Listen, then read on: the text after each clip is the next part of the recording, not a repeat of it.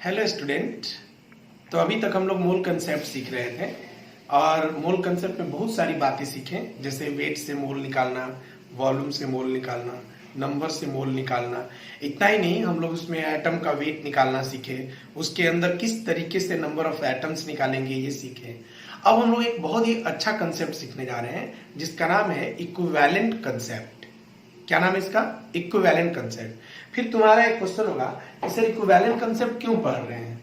तो देखो, पहले ऐसा कर देना कि इक्विवेलेंट कंसेप्ट को पहले पढ़ लेते हैं कि इक्विवेलेंट कंसेप्ट क्या होता है, कैसे हम लोग इसको याद रख सकते हैं और क्या क्या इसमें फॉर्मूले हैं, और फिर ये पढ़ाएंगे कि इक्विवेलेंट कंसेप्ट क्यों पढ़ते हैं, तो तुमको ज्यादा अच्छे से समझ में आएगा।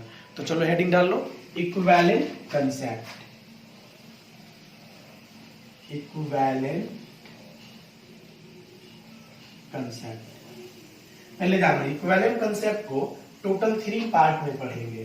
कितने पार्ट में? 3 पार्ट में।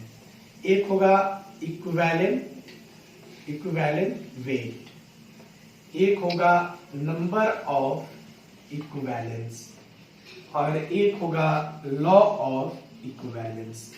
मतलब 3 चीज आया है, equivalent weight, number of equivalence, law of equivalence. ठीक है, उसमें पहले हम लोग इक्विवेलेंट वेट देखने चलते हैं। हेडिंग डालो, equivalent weight. Equivalent weight. Sir पूछो तो ये एक मोल का तरीका है। जैसे कई बार ऐसे क्वेश्चंस आएंगे तुम्हारे सामने जो मोल से सॉल्व नहीं हो पाएगा, वैसे क्वेश्चन को सॉल्व करने के लिए इक्विवेलेंट का यूज किया जाता है। इक्विवेलेंट को कितने पार्ट में पढ़ेंगे? 3। कौन कौन सा? Equivalent weight, number of equivalence, law of equivalence. उसमें हम सबसे पहले इक्विवेलेंट वेट देखने जा रहे हैं। देखो, इक्विवेलेंट वेट इक्वल टू क्या होता है? तो इसका फॉर्मूला ही होता है molecular weight by N factor. फिर से, equivalent weight equal to molecular weight by N factor. ये रेशियो है, ठीक है, molecular weight by N factor. अच्छा, मॉलिक्यूलर वेट तो तुमको पता ही है, कैसे निकालेंगे? सारे एटॉमिक वेट को जोड़ोगे तो मॉलिक्यूलर वेट आ जाएगा। एन फैक्टर कैसे निकालोगे? तो एन फैक्टर अलग अलग टर्म्स में अलग अलग होता है। जैसे एन फैक्टर होता क्या है पहले ये जानो। N factor is a ability, बस इतना समझो। एन फैक्टर क्या है? एबिलिटी है। किस चीज का? लॉस और गेन ऑफ इलेक्ट्रॉन का। जैसे हम एक क्वेश्चन दे रहे हैं, H2SO4। अब तुम खुद बताओ, ये H2SO4 में क्या है? ये एसिड है। अब यहाँ एन फैक्टर निकालना है, तो कैसे निकालोगे? एसिड के लिए एन फैक्टर का definition ability to H plus loss. मतलब कितना H प्लस लॉस करेगा वो इसका एन फैक्टर हो जाएगा।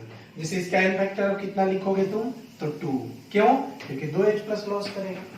अब एक क्वेश्चन देखो,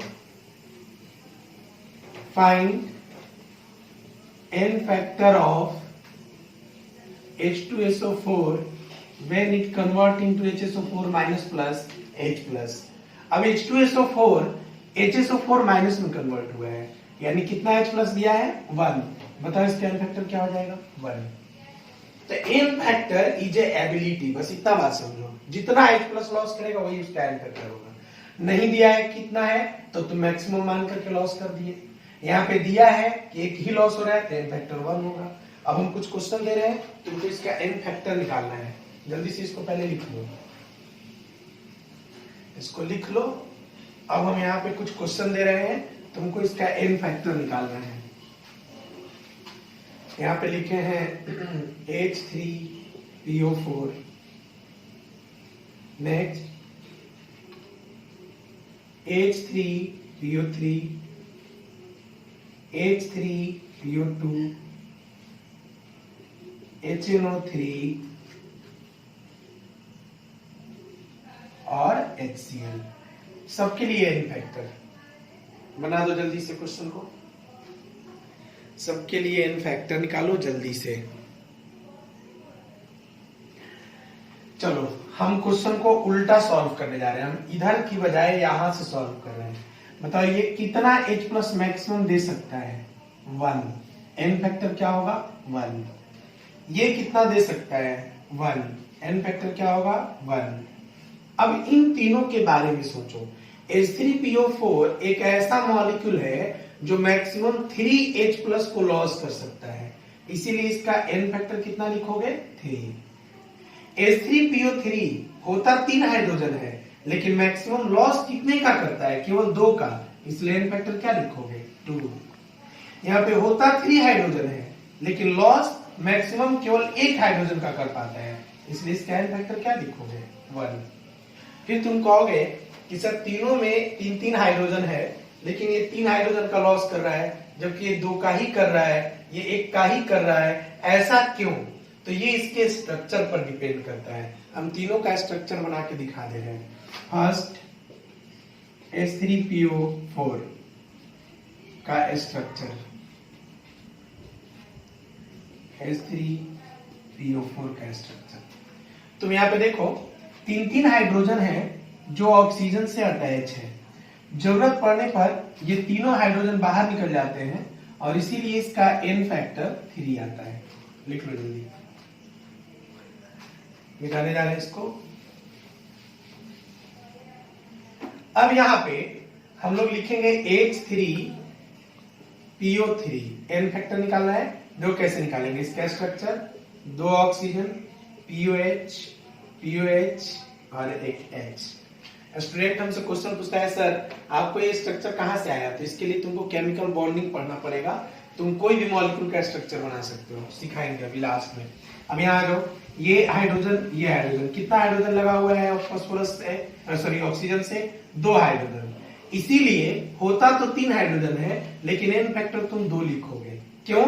क्योंकि इसका एक जो हाइड्रोजन वो डायरेक्टली फास्फोरस से अटैच है, और जो हाइड्रोजन डायरेक्टली फास्फोरस से अटैच है उसका लॉस नहीं कर सकता, इसीलिए इसका n फैक्टर मैक्सिमम 2 ही होगा। चलो थर्ड केस,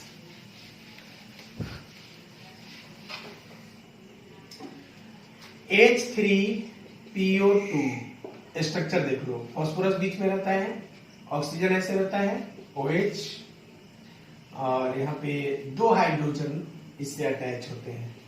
अब तुम देखो कितना हाइड्रोजन ऑक्सीजन से अटैच है? केवल 1, इसलिए इसका n फैक्टर क्या होगा? n फैक्टर होगा 1। इसका n फैक्टर 1 हो गया।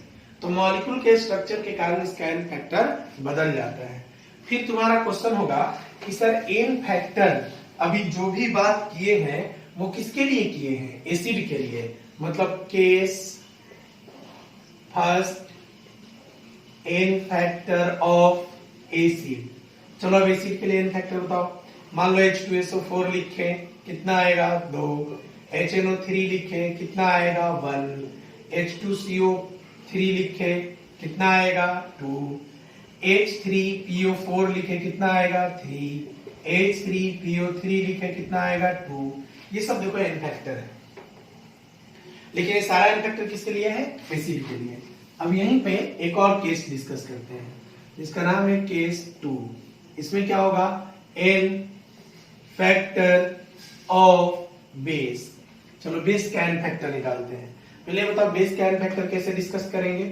तो जैसे एसिड का n फैक्टर क्या है कि कितना H+ लॉस करता है, वैसे ही बेस का n फैक्टर क्या होगा कि कितना OH- लॉस करता है। तुम चाहो तो इसका डेफिनेशन लिख सकते हो, number of OH- loss during the chemical reaction. Chemical reaction के दौरान जितना OH- का लॉस करेगा वही उसका n फैक्टर हो जाएगा। एग्जाम्पल के तौर पे मान लो लिखते हैं NaOH, कितना OH का लॉस कर सकता है? 1 OH- का, इसलिए इसका n फैक्टर क्या होगा? 1। CaOH2, बताओ इसका n फैक्टर क्या हो जाएगा? 2। अच्छा बताओ जल्दी से, AlOH3, n फैक्टर 3। हम समझते हैं कि अब तुम n फैक्टर का थोड़ा सेंस समझ रहे होंगे एसिड और बेस को देख करके। अब इसको मिटाने जा रहे हैं। कई बार क्या होगा कि तुमको जो मॉलिक्यूल दिया जाएगा, थर्ड केस देखो, केस 2 हो गया, केस थर्ड।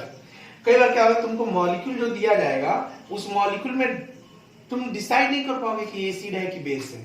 तो ऐसे मॉलिक्यूल का n फैक्टर कैसे निकालते हैं? देखो, जैसे मान लो क्वेश्चन पूछे कि बताइए CO2 जो है वो CH4 में बदल गया, n फैक्टर क्या लिखिएगा। अब यहाँ तो एसिड और बेस का नहीं पता चल रहा है, तो ऐसे क्वेश्चन को सॉल्व करने के लिए तुम इसका ऑक्सीडेशन नंबर निकालो। ऑक्सीडेशन नंबर तुम लोग पढ़े होंगे, निकालने आता होगा। कैसे निकालेंगे? कार्बन का ऑक्सीडेशन नंबर निकालना है तो X, ऑक्सीजन का ऑक्सीडेशन नंबर -2 होता है, 2 ऑक्सीजन का -4 equal to 0, X equal to 4।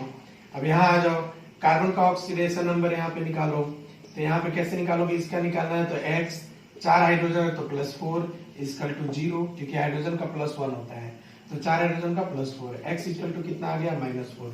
यानी +4 से -4 कितने का चेंज हुआ है? 8 का। मतलब यहाँ पे n फैक्टर तुम 1 लिखो। जल्दी देखो और इसको सीखो।